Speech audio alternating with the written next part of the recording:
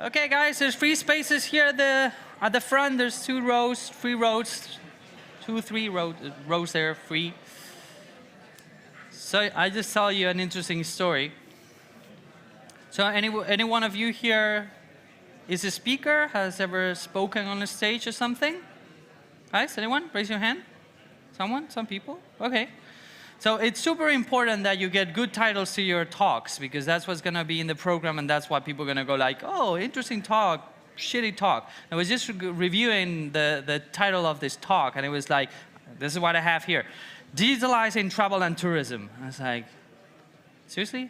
Like, that's the best thing you could come up with? So we've decided that we're going to rename the next talk, okay? And I believe it's going to go up in no time. But we've created a new title. I shit you not, we just changed it 5 minutes ago. It's like, no, we cannot go like this. This needs to be a little bit more powerful. So, let's see if everyone's ready there at the back. Have free seats here at the... But it's, again, as I say, as I do a lot of talks, I'm on stage a lot, and you kind of miss having these titles where you go like, we're gonna give Google shit, right? Yeah, that's a good title. It's like people are gonna go like, what is this guy gonna talk about? You know, we aid the tourist industry. Those things are important. So, okay, now people are, I hate these rooms. It takes forever for people to go out, forever for people to go in. So thank you for bearing with me. A big applause for you guys. Thank you for joining us. Big applause, guys. Come on. There you go. So, our next panel, that we decided to rename it to the Startup Travel Monster. So we're going to talk about how startups are eating the travel industry, how the future of work is going to look like in the travel industry when you have all these startups disrupting the incumbents. So to talk about that, we have our next wonderful panel. So I'm going to start calling our beautiful moderator, Natalia Bayona from UNWTO. Please, Nati, welcome on stage. She used to work for us before. Now she went to the enemy. And I'll call your wonderful panelists. Panelists, are you guys ready? Paul Emil, Zap, Connected Things, please, big applause. Come on, I know this. Let's go. Ignacio Martinez, IT Director at Ineco. Nacho, thank you for joining us. Jesus Florido, Banquerie Advisor at Digitization Portfolio Bahrain Tourist and Exhibition Authority. Big applause. And last but not least, Gabriel Perdiguero, Chief Customer and Business Transformation Officer at Iberia. Come on, guys. Floor is yours. Enjoy. You have to own the bottle. If you don't do well, I'll take the water away, okay? Guys. Bring mine. Okay, very good. Enjoy, guys. Alex, thank you. To me, it's a very important day. As Alex said, I am the former Vice President of South Summit. So to me, it's a very important day. Nowadays, I'm leading the Innovation and Digital Transformation Strategy of United Nations World Tourism Organization. So to me, it's a pleasure to have you here.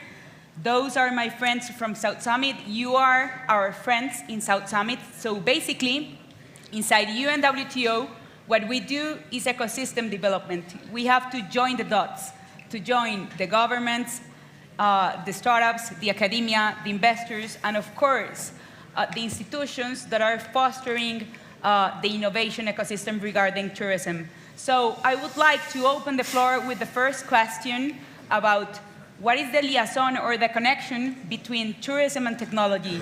Jesus, what do you have to say? Jesus is a very good friend of this house. I'm sorry, but he's from Bahrain. He's a Spanish guy that is the advisor of the CEO of the Bahrain Tourism Authority.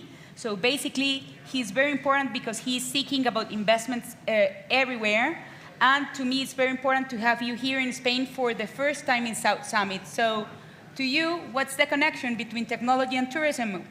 Thank you. Well, thank you very much, Natalia, and thank you very much, Summit. I think that this type of platforms are very important for the tourism industry. So thank you very much. Thank you very much for the invitation as well. I saw before an astronaut, so I say I don't understand why they invite a government advisor, but thank you very much. Well, I think that today we cannot understand the tourism industry without technology. Hand in hand, they work hand in hand, they are together. And let me give you some figures. If according Google travel study, 74% of the travelers, they book their trips through internet. Only 13% go to the classic travel agencies. So when we talk about tourism, we are forced to talk about technology.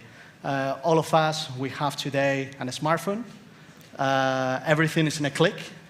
Our smartphone is our best friend, it's our co-pilot, it's our map, it's our best restaurant, it's the place where we find the hotel. It's absolutely everything. So today, absolutely, we cannot understand the tourism industry without technology. Okay, thank you. Paul, what do you have to say? Yeah, I guess, hi everybody, I'm Paul Emile from Connect Things. We're a tech company from France, 10-year-old. We like to call ourselves the augmented location company. So we help mobile apps and clients of all sorts to engage and understand their users based on context and location. So we have lots of clients in the travel world, in the tourism world, cities, etc. Quick intro.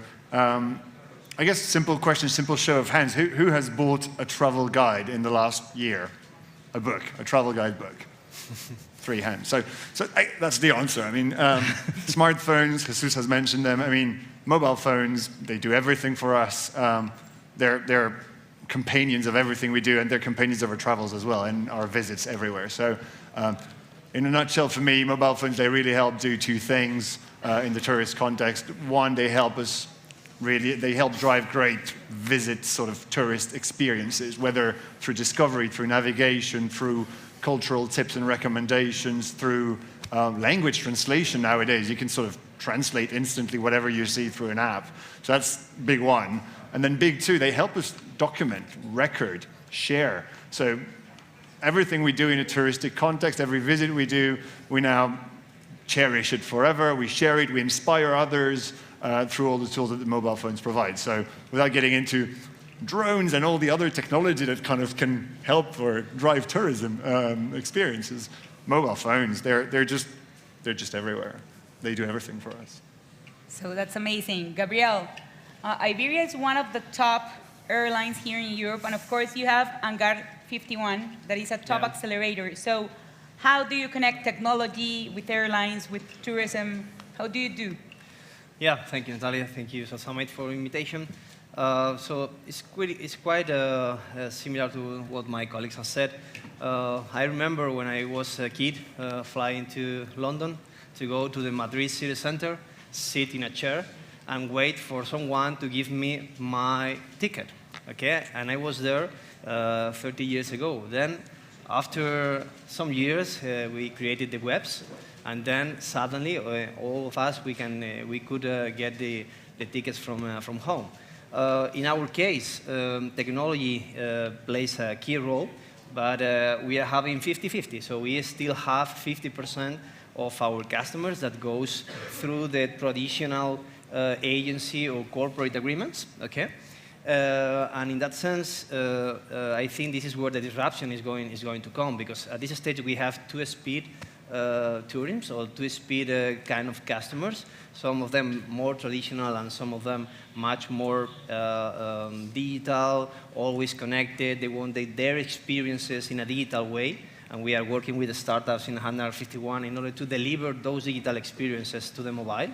But for the other 50%, I think that many disruptions are to come, and agencies has to evolve and to adapt themselves, because I can see my father just not using anymore a keyboard, it's just voice. He goes, okay, Google, just tell me whatever he wants to know. Okay, and that is going to disrupt the way the senior people is accessing our services. So 100% of our customers will use digital channels, and this is something that we are preparing for in a quite open innovation way.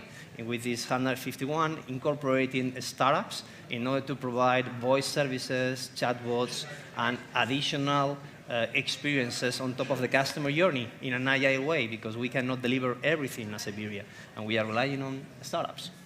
That's amazing. And finally, you, Ignacio. Well, thank you very much for the invitation, as everybody. I want to say something regarding the books and the travel guides. When you run out of battery, that's the only way to go. So they still have a location in the market. Well, Ineco, which is my company, it's a company that is government funded, and we work in the transportation sector, and we are very active in the smart city sector. So we work with smart destination solutions regarding that part, and also with intelligent travel systems, so as to serve all the part from the, not just the tourists, but all the traveling solutions, right? The travel sector is really digitalized, and the tourism sector is more digitalized than that, that's for sure. But there is option to create a lot of different solutions that could be useful for people that are not already implemented somehow. For example, talking about data recovery using blockchain, for example, and also all the geolocalization services will have a lot of problems regarding the GDPR, which is the law that restrains us from taking all the information that we need to create better services. We do have a lot of things to do with chatbots and also with the speaking assistants. So there is a lot of things to do. And also in Spain, since we have a lot of tourists now, because it's now the second country in the world by number of visits, we have that as a top priority. So there is yet a lot to do, even though it is really, really already digitalized. Okay, that's amazing. So we work in a very disruptive sector. That's one of the things that I love about tourism, that we, of course, are working in a very modern way. That's why we decided to change the name of the panel. So what's the next Cookie Monster regarding tourism? What's the next big thing regarding the tourism sector? Well, I think that there are so many different things in the tourism sector. Probably, well, when we are thinking about virtual reality, augmented reality, it can be one of them. For me, it's very interesting. The other day we had a meeting with a company, and they wanted to show us the virtual reality. It's very challenging for destinations. Why? Because with virtual reality, without leaving your house, you can have a full experience. So for the destination, it's extremely challenging that we need to create experiences before the travelers, they set foot in the destination, in the country. So it can be one of them. As well, we need, and this is very important, to place the right information in the right place. This is something that from the government of Bahrain we are doing with a very important awareness campaign. From my perspective, when we're talking about destination, destination is about virtual reality, sorry. Virtual reality is I lost the track. I wanted to say something and I forgot what I wanted to say. I don't know if you noticed, but I came into a loop. No, basically what I want to say is like we need to, I mean, for us it's very important to give the right information, to place the right information about the destination. For that, there is the database is extremely important as well. We need to have information. I remember a quote of Francis Bacon 400 years ago saying that information is power. In the tourism industry, information is essential. So database, I think it can be an important cookie monster. Okay, so I agree with you. What I've seen, I've been traveling around the world in a couple of months. And what I've seen in the tourism sector is everything is data-driven oriented, you know? Not only the private sector, but also the public sector. When you're talking about the next big thing regarding tourism, big data is essential. It's not a nice to have, it's a must have. So basically, I don't know if you are working something regarding big data that you can share, or maybe Iberia can share with us, because to me, that's crucial. We are currently working for, well, the Transportation Innovation Plan for the Ministry of Public Works in Spain, which involves creating some smart platforms in order to collect all the information that we need to have a profile of all the passengers from the public sector view. So that is really a huge advancement. But the main problem with that is also having to deal with all the law regarding that information, because we should ask people for the information that we are going to use for a specific purpose. If we are going to set that information in the platform with others, we have to solve that problem. And then there's when blockchain comes into the equation and could solve that problem. Because using smart contracts, we think that we can allow the user to tailor to allow people to see the data or not based on what they want. So that will be compliance with the law, and also will allow to have all the information just collected once and shared along all the different stakeholders. And with big data, we will be able to create this profile of the passenger so as to give them better services regarding the transportation information that they need. That's amazing to know. You have been doing an excellent job here in Spain. Have you think about scaling up your innovation strategy and to promote it abroad or to work with another countries? Or could be centrally used in other countries, of course, but it's just a problem of having this, all the apps that are going to collect all the information. So the main problem is not the cloud part, it's the problem with the users being able to give you that information somehow in the countries. The ideal thing would be to have an information database of every single passenger around the globe. That is not going to be possible, so we have to focus on just the standards of communications between the platforms. So each country could have, for example, a smart platform that would share the information with the others. And at the end of the day, you will have that huge database, even though it's controlled by every single country.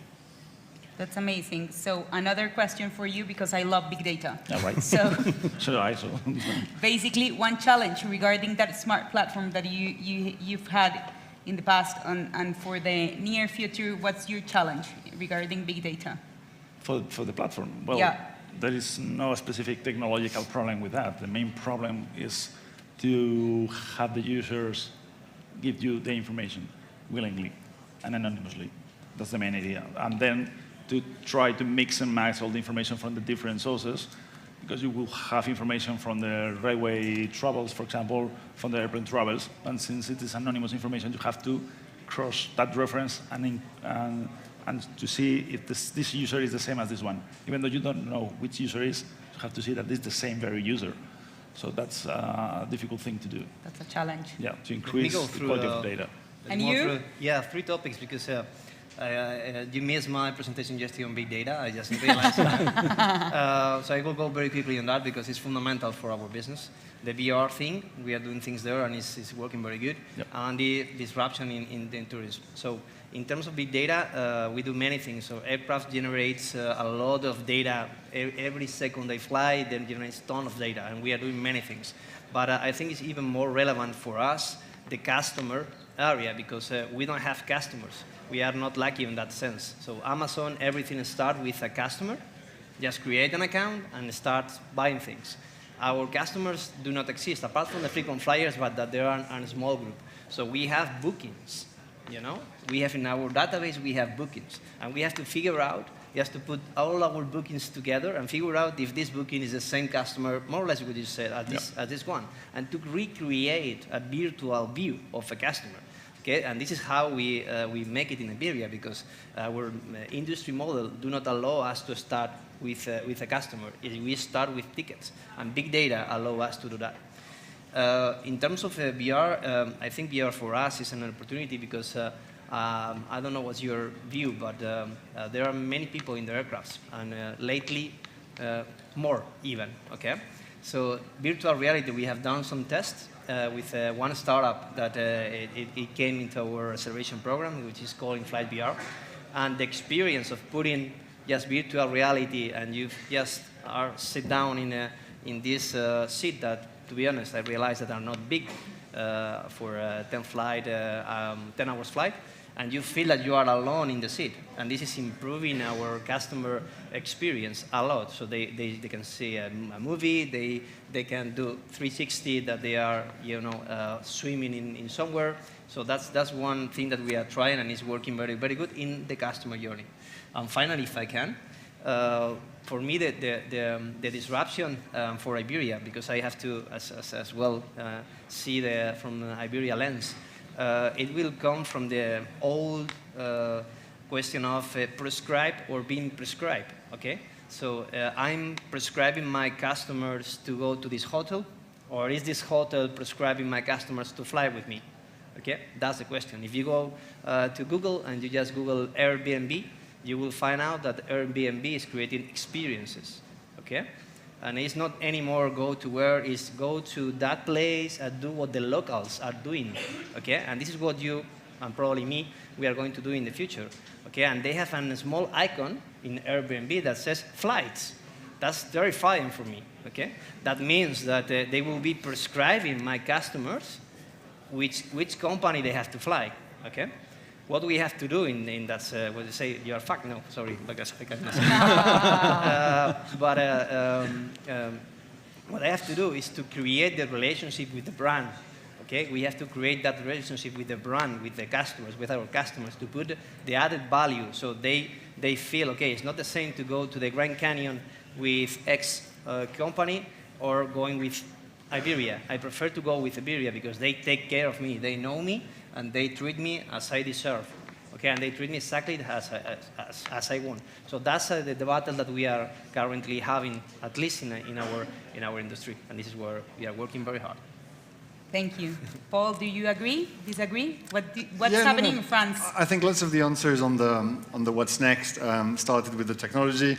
I think what Gabriel just touched on in the end is very interesting. I think if we think more like societally, I think what's still very interesting and developing is how the gap between locals and tourists is sort of reducing. Yep. So I think there's still lots of space for products, apps, solutions that sort of keep going into that space. So obviously Airbnb experiences is a great one, but it doesn't have to come from the big guys. There's so many products or ideas that could be created to come and basically create sort of interest digital communities that sort of take over the local communities. It's less relevant nowadays who is around you, and it's more, well, who is around you this weekend that has similar interest and that you'd like to do something with. And if you're a tourist in a city, you want to meet people who have similar interests and are around. You don't want to meet other tourists, or you don't necessarily, that's not the criteria. So I think there's lots to think about in this space and ideas to be developed. Okay, And that will need technology to facilitate some of those encounters that will need, lots of things, but socially it's interesting. Okay, now let's talk about the future of work in tourism. You know, tourism, it's a very human industry. To me, it's the most human sector in the world. Technology would help to find add value jobs in the tourism sector, or it's our enemy. What do you think? What I think, to be honest, is that technology would help tourism to build add value jobs, you know? We can find here data scientists, we can find here new type of jobs, we can find here tourist guides that would be aware about using new technologies, but that's my theory. I don't know if you agree with me or if you disagree with me. Well, I agree with you regarding technology in general, but specifically in this sector, with the upcoming of chatbots and in thinking about what they could do in the future, maybe they will replace some of the specific human jobs works. But in general, it's going to create higher level jobs, that's for sure. But they are going to be different. And the transition between works now and in the future, it depends on how fast it is. It's going to be bumpy somehow. Okay. That's a difficult question. You didn't warn us in advance. So I will just try to skip somehow. What I see is our customers, what they value most, okay, is the human interaction. So our cabin crew is making the difference. So for example, in our satisfaction scores, if you ask, okay, how was your Wi-Fi on board? If that day didn't work, for whatever reason, because it's quite difficult to have Wi-Fi in an airplane. If you think about it, 100 kilometers going, it's quite difficult. But it doesn't work, has not a very big correlation with the satisfaction in the flight. So they can say, okay, the Wi-Fi was not working, but overall, I would recommend Iberia. I like the experience overall. But if they have, let's say, an issue with the cabin crew, correlates almost 100% with a bad perception of that experience. Okay, so it's human beings at the end. In our case, that the ones that are making difference of our customers. Obviously, it's the whole customer journey, the app is working, you have a good check-in, seamless, whatever. But one of the things that it correlates more with the satisfaction is the interaction with our cabin crew and with our ground agents. Then, there is where data makes a difference. So, if our cabin crew knows that this customer has a tight connection, and as soon as he or she arrives to the aircraft says, okay, I see here that you have a tight connection. I can see that as well because you are Swedish. Here you are, a glass of water or whatever. So understanding that and having that piece of information in the right moment, in the right place, in the right channel, is what makes even that human interaction go to the extra wow. Okay? This is what we are trying to do. That's amazing. So to me, I totally agree with you. Robots cannot replace a hug, a kiss, or a smile. So to me, technology is here to add value in our jobs. What do you think in the government? I absolutely agree. I mean, a human factor is very important in the tourism sector. And when you are thinking in the tourism industry, 8.6% of the global labor force work in tourism. When you travel, the thing that you're looking for is an experience, a human experience. It is true that now in different hotels we can see virtual assistants. That is, I don't know in the airlines, but in hotels, in the hospitality sector, this virtual assistant is growing. But at the end, what we are looking for is a smile, is a welcome in different languages, is to feel the experience. You were mentioned before the local. You want to find something authentic. This is what in Bahrain, for example, when we decide to do our strategy, we think about the human factor, the population, how easy it is to approach the locals and grab a tea or a coffee with them. So absolutely agree that human factor is very important in the tourism industry. And you, Paul? Yeah, I mean, going back to the locals and the tourists and all that, I was in Nice last summer, and my Uber driver had clearly no clue where he was taking me, and I was like, don't you know around here? And he was like, no, I'm from Paris. I just came to spend my holidays in Nice. I'm doing a 4-hour gig every day on Uber. So again, jobs are changing. You can be a tourist and a worker in the same day, and there's so many sort of options for you to do that nowadays. So yeah, I think we also need to start thinking a bit differently about these things. And yeah. We have only 1 minute. So we have here the whole ecosystem. We have a startup, we have a corporate, we have an investor, because you're investors as well. We have the governments, the institutions, the corporates. And we are missing the academia, but in my past, I used to be a startup mentor at IE. So we have the academia in another hat. But in one word, please. We have a lot of startups here. I've seen a lot of startups here today sitting and hearing you. So please, advise them. You are top of the tops. You are cracks investing and developing this tourism ecosystem. We need them, because without the startups, we are not doing anything for innovation. So what do you have to do to advise to them regarding the tourism sector?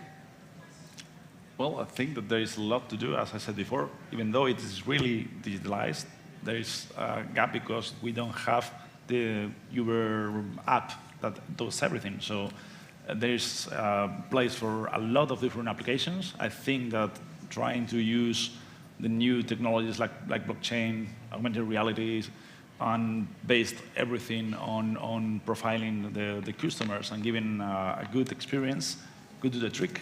But I'm eager to see a specific startup with a pretty good solution for that. 1 minute, 1 second. 1 second. So, 1 second. finally, just then, as we are Iberia, we are B2C. B2C is great. We have 16 million customers. This is what you are looking for, our customers, okay? And we are looking for that experiences that you are going to provide to them. And when you are engaging with us, okay, just grab a table, put the table just 1 meter away from me or my colleagues or whatever, and do not stand up until I answer your questions or whatever. Just show us that passion, show us that long hours of working. This is what we were doing when we were you. So this is what we are wanting to have from a startup, that passion and that intensity into driving the customer experience for your customers. Okay? Jesus, do you want to invite the startups to somewhere? I will say only very, very quick. I will say that there is one word. One word. One word. They have to I'm gonna give a figure. $1.6 trillion is waiting for you in Middle East. So I invite all of you to come. There is so many different possibilities. It's fine, no? Yeah, he's developing the first innovation summit regarding the tourism industry. So with United Nations World Tourism Organization. That's right. So you're more than welcome, startups, to go there. And on November the 1st. November the 1st this year. So please, you are more than welcome to come. I don't know if I am a speaker or You're right. And So, one word. Yeah, so just to finalize. let's meet in Bahrain. I mean, I'm waiting for the invite. And then, I guess from a startup to other startups, it's, I think let's work together, let's partner together, let's learn from each other. So reach out. So this was an amazing panel. Welcome to South Summit. And of course, thank you.